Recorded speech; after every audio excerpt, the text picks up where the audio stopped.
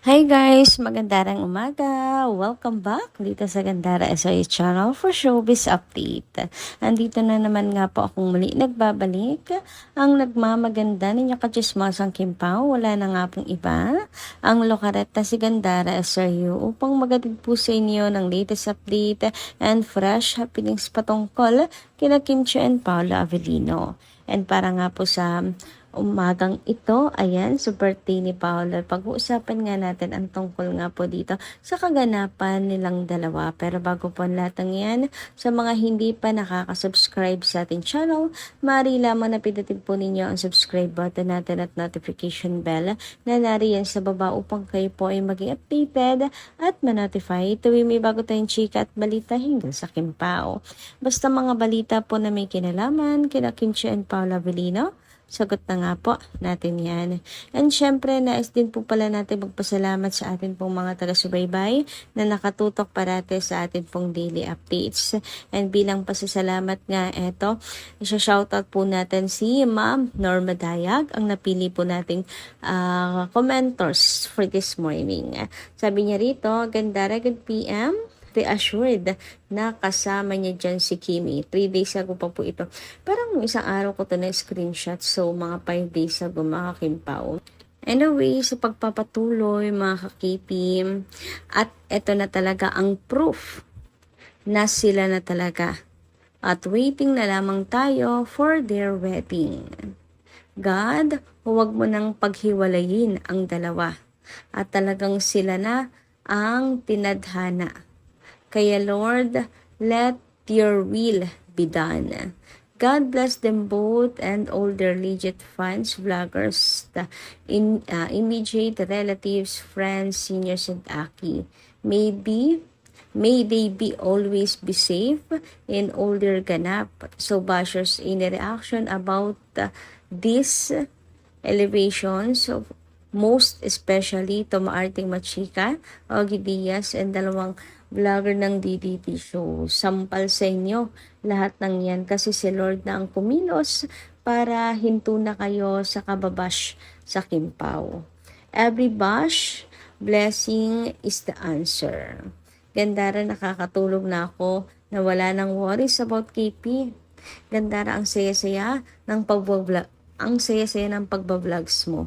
Wala si Kimi sa Showtime pero binati siya sa nakuha niyang awards. Workaholic kasi si Kimi. Isa na yun sa nagustuhan ni Paolo kay Kim. Ayan, thank you so much. Guys, pasensya na yun sa boses ko. Kagigising ko lang po kasi talaga.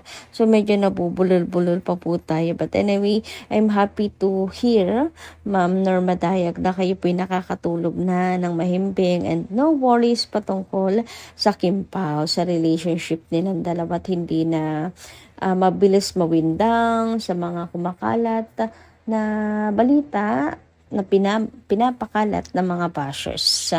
Yun naman ang importante po ang maging panatag at hindi na po kayo ma-stress mga Kimpao.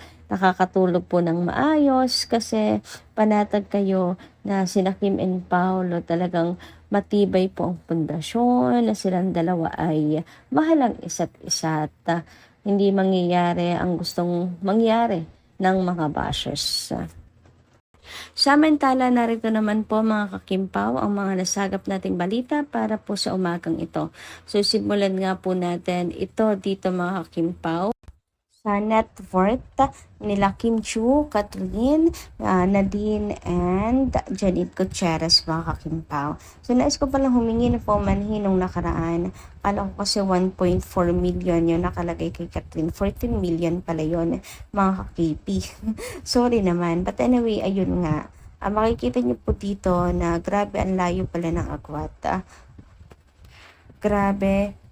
Maniniwala po pa kayo, A-lister si Chinita Princess Si Nadine ay top 3 po top 3 si Kim Chiu. Number 1 si Vice, number 2 si Kat, number 3 si Kim, pero mas malaki yung net worth ni Nadine Lustre kaysa kay Kim Chiu.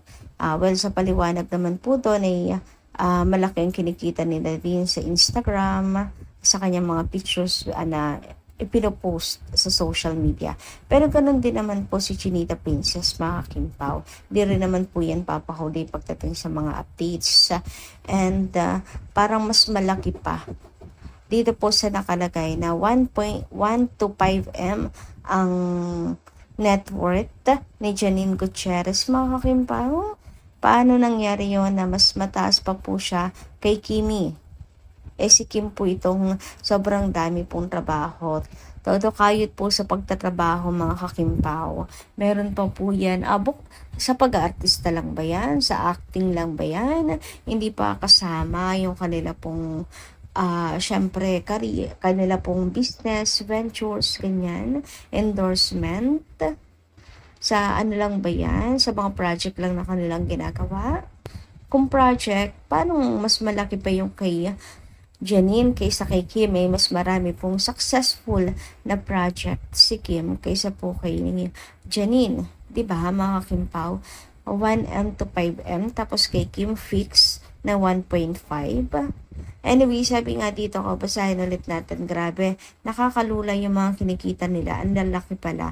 Catherine Bernardo, the prominent Filipino actress and singer, has an estimated net worth of approximately $14 million. This substantial wealth reflects her success and extensive career in the entertainment industry, which includes Kim Chiu's total net worth is generally estimated to be higher than 1.5 million USD, with some report from around 2023 to 2025 placing it in the multi-million dollar range, largely due to her extensive career and business ventures. So kasama na doon yung kanyang mga endorsement at business ventures, yung sinasabing net worth ni Kim na 1.5 million USD dollar. Ay pero siya lang ata nakalagay dito na US dollar. Anyway, sabi pa dito kay Janine Gutierrez net worth is estimated to be between 1 million and 5 million US dollars din USD din mga Kimpaw. So, mas malaki siya talaga, sinasabi dito. While exact, universally verified network figures for celebrities can be tricky to pin down, reports suggest that the illustrious net worth is not at the $20 million mark, but she has achieved significant career earnings.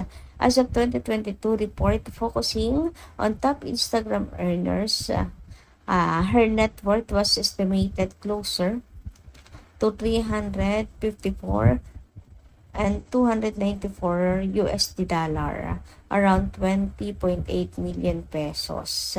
So ayan guys, naniniwala po pa kayo dito? Samantala, pag-usapan naman nga po natin kung nasaan na ngayon sila Kim and Paolo, na until now, wala pa pong paramdam kung nasaan sila, mga Kimpaw. Pahulaan pa rin kung nasa Pilipinas na o nasa New York City. Pero parang nandito na po sila sa Pilipinas para po sa akin, mga kakipi. Nakauwi na po sila at tahimik lang po silang nakalapag dito sa Pilipinas, mga Kakimpaw. Dahil na rin sa mga nakaraan pong updates, lalo na nung Valentine's Day. Anyway, sabi dito, aren't they here yet? Ha ha ha ha. So, bakit nga parang wala pa sina Kim and Paolo dito sa Pilipinas? Grabe, ang tahimik din nilang dalawa, mga Kimpaw. Parang ayaw pong mag-iwan ng bakas, mga kakipi. Pero kung nandito po si Kimi, papasok po yan sa Showtime, di ba? Or baka may endorsement shoot pa siya, mga Kimpaw, meeting, script reading, or ano pa man. So, abang na lang po tayo sa susunod na update. But anyway, mayroon nga po dito nag-comment, sabi, they are going to the river. Hahahawag naman, nakaka-miss na sila Ayan, grabe. So, magpapalamig pala sina Kim and Paolo. Sakto sa birthday ni Paolo Avellino ngayong araw. Anyway, happy birthday nga po pala, Paolo Avellino. And sana nga po ay nagpapalamig kayo ngayon ni Chinita Princess dahil summer pa rin. Summer pa, mga Kakimpaw. Ang init-init pa din po talaga. So, deserve po nila ang maliko, ang kahit hindi po sa river, kahit hindi sila nature ano po, mga kakimpaw. Kasi alam naman po natin na sobrang busy po nilang dalawa. So kahit sa isang resort lang or ah, sa kanilang conjugal, kala mo naman talaga ay siguradong sigurado. Rest house, mga kakimpawa. Ayan, swimming po sila. Kahit sila lamang, intimate birthday celeb, mga kakimpaw. So, ayan po pala ang mga pinag-uusapan ngayon sa social media na kaganapan nila Kim and Paolo.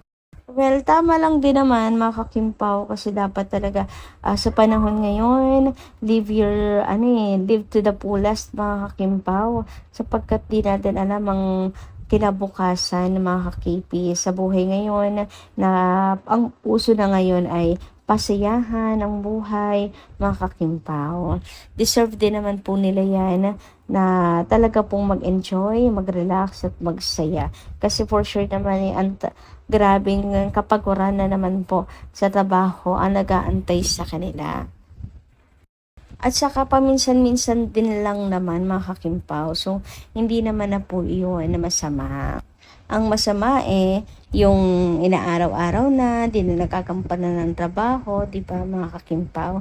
Anyway, sabi naman dito ni Madam Kitty Bells and CMY, kasi Gandara, si Kim naman ang Loki na nag-amen. Kaya si Pau naman sa posting.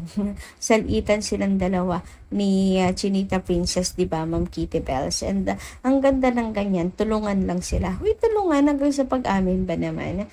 Nag-check-in daw sa mamahaling hotel yung dalawa sa New York. Wala naman pong ibang gagawin ng Kim Pao to. Di ba lang makisiksik po sila sa bahay nila LJ. Di ba, mga ka-KP, meron din naman pong hiya sila Kim and Paolo. Lalo pat ex ni LJ si Pao, may bagong partner na ngayon si LJ. So, mag-check-in po talaga sila doon, mga Kim Pao. Anyway, hanggang dito lang po muna ating update. Maraming salamat po sa inyong pakikinig. And kita-kits po tayo muli sa mga susunod pa natin, chika. Maraming salamat at ingat po palagi.